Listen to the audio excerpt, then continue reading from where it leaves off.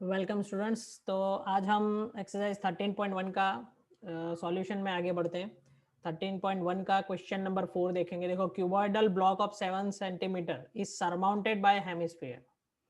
What is the greatest diameter of the sphere can have? Find the surface area of the cylinder. तो यहाँ पे क्या दिया हुआ है कि भाई एक क्यूबिकल सरफेस दिया हुआ है, ठीक है, एक क्यूब दिया हुआ है और उसके ऊपर क्यूब दिया हुआ है और उसके ऊपर हमें क्या करना है, एक छोटा सा हेमिस्फीयर अरेंज करना है। तो देखते हैं हेमिस्फीयर कैसे अरेंज करते हैं। उसके पहले हम फिगर ड्रॉ कर लेते हैं, ठीक है। तो देखो, तो फिगर ड्रॉ करने के लिए ये हमने एक ले लिया है स्फीयर। मैं यहाँ पे एक स्फीयर बना रहा हूँ, जरा चेक कर लो, ठीक है। ये एक इस तरह हम स्फीयर बना देंगे, सॉरी क्यूब बना देंगे। तो सबसे पहले हम यहाँ पे क्यूब बना लेते हैं। ये हो गया ये क्यूब,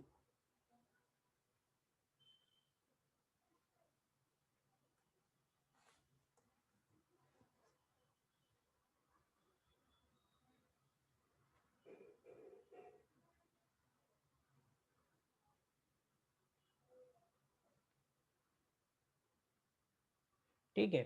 हमने ये क्यूब बना लिया। अब उसके ऊपर छोटा सा क्या है, hemispherical cubical hemisphere cubical block of 7 centimetre is surmounted by a hemisphere. What is the greatest diameter the hemisphere can have? यानी आप देखो, इसके ऊपर आप इतना छोटा हेमिस्फीयर भी रख सकते हो, इतना बड़ा हेमिस्फीयर भी रख सकते हो, इतना बड़ा हेमिस्फीयर भी रख सकते हो। तो अपने को ये फाइंड करना है कि सबसे बड़ा लार्जेस्ट हेमिस्फीयर कौन सा हम उसके ऊपर हम रख सकते हैं।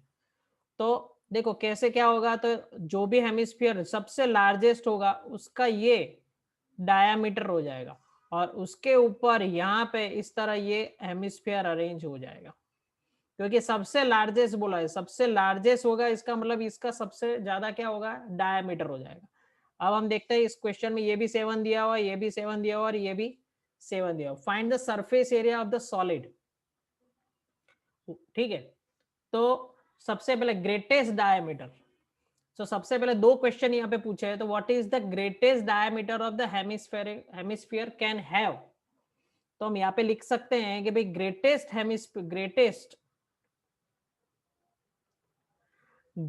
डायमीटर of the hemisphere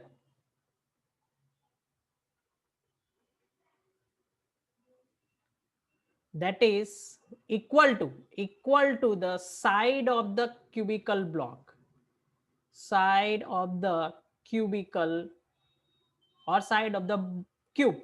यानी ये जो साइड है, देखो ये 7 सेंटीमीटर है, तो इसका मतलब ये भी 7 सेंटीमीटर होगा। तो greatest diameter of the hemisphere यहाँ पे क्या हो जाएगा, 7 सेंटीमीटर। तो अगर रेडियस को ले ले तो रेडियस क्या हो जाएगा यहाँ पे 3.5। तो हेमिस्फीयर का रेडियस आ गया। अब हमें क्या बोला है, find the surface area of the solid. Find the surface area of the solid. अब यहाँ पे जरा सा ध्यान देना भाई। तो देखो, total surface area of the solid. अब उसमें सबसे पहले क्या करेंगे, तो ये जो क्यूब है, क्योंकि ये भी कैलकुलेट करना है, तो total surface area of the cube, total surface area of the cube plus curve surface area of hemisphere. अब ये समझा देता हूं आपको कैसे आया। देखो हेमिस्फीयर, क्योंकि ये जो आपको ग्रीन कलर का दिख रहा है क्यूब, वो तो हमें कैलकुलेट करना ही है। साथ में ये जो हेमिस्फीयर दिख रहा है, ये जो हेमिस्फीयर का एरिया है इस तरह, वो भी हमें चेक करना है, वो भी हमें फाइंड करना है। बट होगा क्या, जब इसको हम यहाँ पे रखेंगे, कहां पे, जब इसको हम हेमिस्फीयर के अंदर क्यूब के अंदर रखेंगे, तो यहाँ पे एक क्या हो जाएगा, होल हो जाएगा।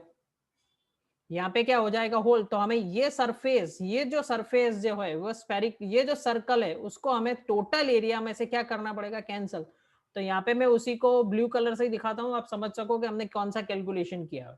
माइनस minus area of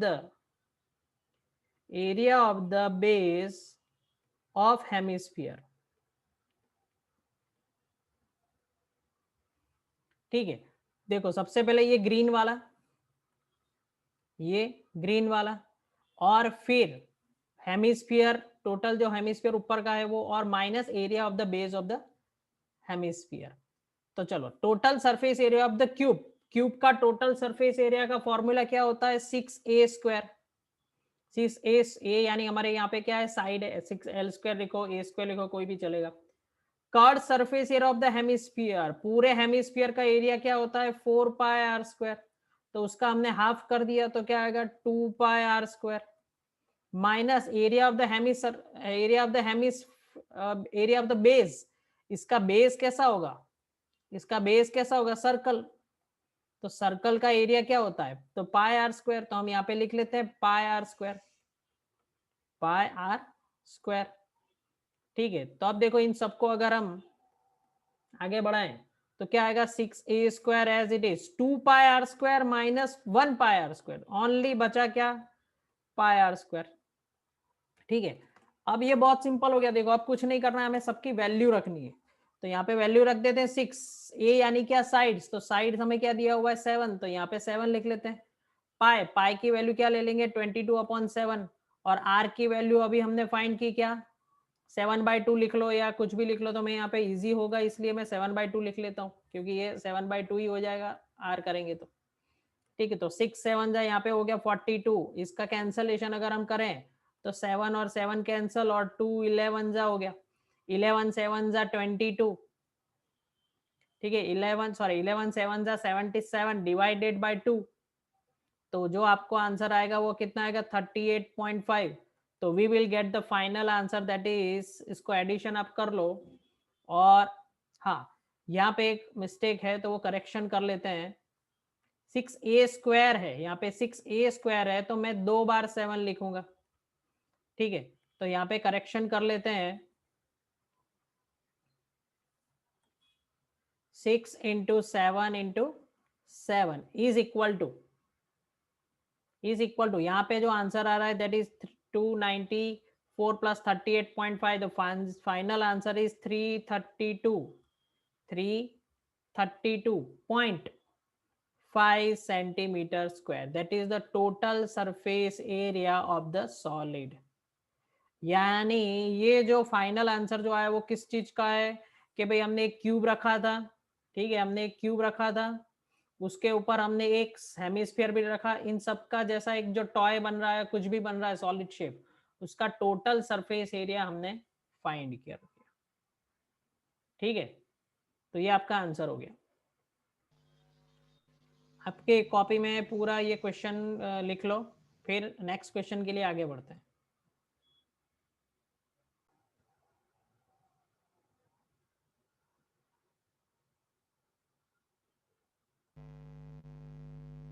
तो क्वेश्चन 5 की तरफ आगे बढ़ते हैं.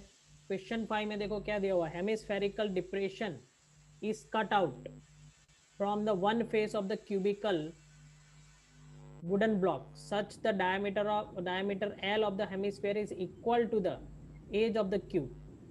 The diameter determine the surface area of the remaining solid. Determine the surface area of the remaining solid. तो यहाँ पे भी हम फिर से एक बार फिगर ड्रॉ कर लेते हैं. ठीक है, तो देखिए यहाँ पे ये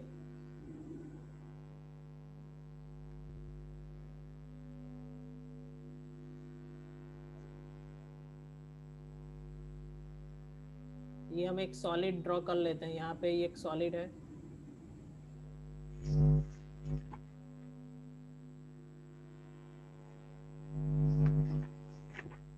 तो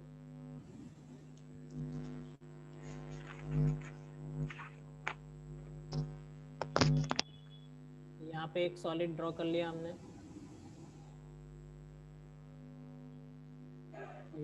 রাখুন স্যার, দেখো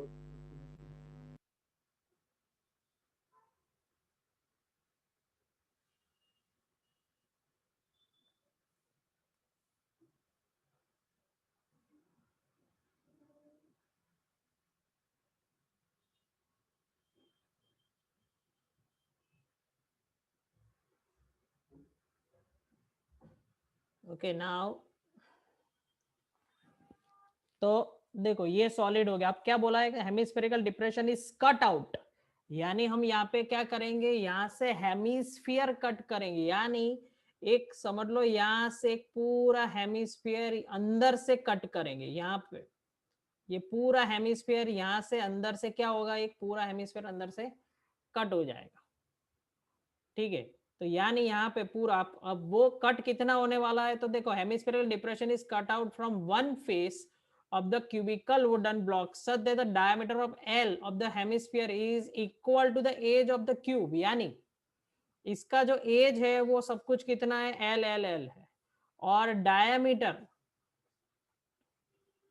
diameter of the hemisphere is also diameter is equal to क्या हो गया, L हो गया। ये क्वेश्चन में दिया हुआ है कि भाई जितना ये जो डायमीटर जो है यहाँ पे, ये जो डायमीटर है वो कितना है, L जितना ही है। ठीक है, तो ये L जितना ही डायमीटर है इसका। तो हमें फाइंड क्या करना है, determine the surface area of the remaining solid, यानी ये कट करने के बाद अंदर से ये ऐसा एक बाउल जैसा निकाल देंगे, उसके बाद जो सरफेस एरिया रहेगा वो हमें कैलकुलेट करना है।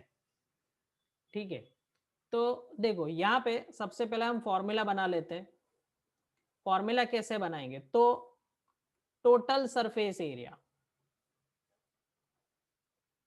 देखो यहाँ पे total surface area of the solid, यानी ये जो पूरा सॉलिड बनेगा उसका टोटल सरफेस एरिया।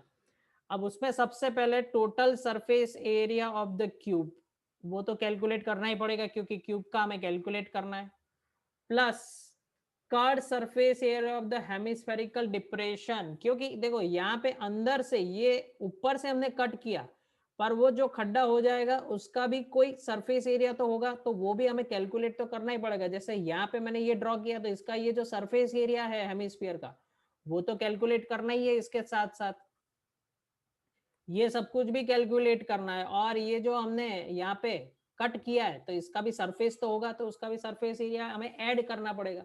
तो यहाँ पे लिख लेते हैं curved surface area of what, hemisphere, minus, अब क्या हो रहा है, हमने जैसे ही ऊपर से हम कट करेंगे तो यहाँ पे एक सर्कल बनेगा, ये सर्कल कहाँ से कट होगा, इस क्यूब में से कट होगा। ठीक है, तो उसको हम माइनस कर देंगे, तो वो कैसा होगा, सर्क्यूलर होगा। ठीक है, तो यहाँ पे लिख देंगे area of what, area of the base of the hemisphere, इसका जो बेस होगा वो क्या होगा, सर्क्यूलर होगा। तो यहाँ पे सारे फॉर्मूलाज हम रखते जाते हैं, देखो क्या आ रहा है answer, total surface area of the cube, total surface area of the cube क्या है, 6L square, curved surface area of the hemisphere, curved surface area of the hemisphere, तो वो आप पहले से जानते हो, curved surface area of the hemisphere क्या हो गया, पाई आर स्क्वायर। ठीक है, curved surface area of hemisphere, curved surface area of the hemisphere क्या आएगा भाई, पाई आर स्क्वायर आएगा, क्या आएगा, सोचो जरा।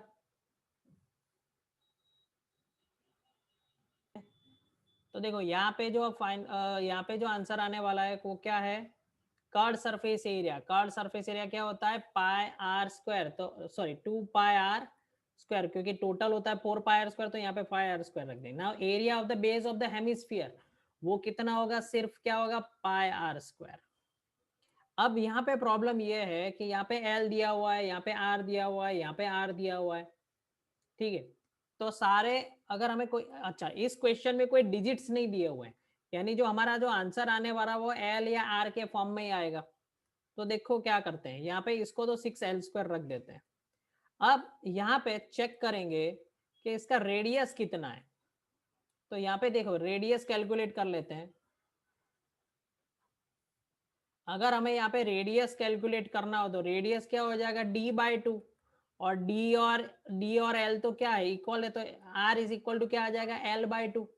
तो मैं यहाँ पे, ठीक है, तो r की वैल्यू क्या हो गई, r की वैल्यू हो गई l/2, तो मैं यहाँ पे लिख देता हूँ 2πr, r की वैल्यू क्या हो गई, l/2 होल स्क्वायर माइनस, अच्छा एक काम करते हैं, इसको पहले यहाँ पे थोड़ा सा सॉल्व कर देते हैं क्योंकि वो इजी हो जाएगा।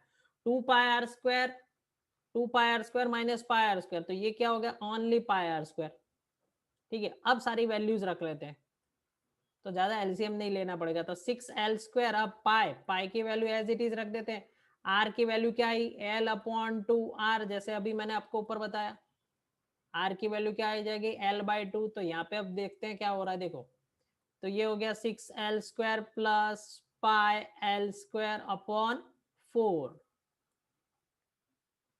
ठीक है, पाई l स्क्वायर अपॉन 4। तो अब यहाँ पे हम 4 का एलसीएम ले लेते हैं 4, तो ये क्या आ जाएगा 24l square plus 24l square plus pi l square. तो this is also our answer. ठीक है, ये आंसर करेक्ट है। पर अगर आप पीछे देखो तो एनसीईआरटी में जो आंसर दिया हुआ है वो कुछ इस तरह है कि 1/4 को साइड में ले लिया और इन दोनों में से एल स्क्वायर को कॉमन ले लिया, बाकी क्या बचा 24 प्लस पाई। ये आंसर भी आपका परफेक्ट है। दोनों में से कोई भी आंसर आपने लिखा तो आपका आंसर राइट होगा। ठीक है, तो ये पूरा क्वेश्चन आप कॉपी कर लीजिए, बहुत ही अच्छा क्वेश्चन है और बहुत इंपॉर्टेंट क्वेश्चन है।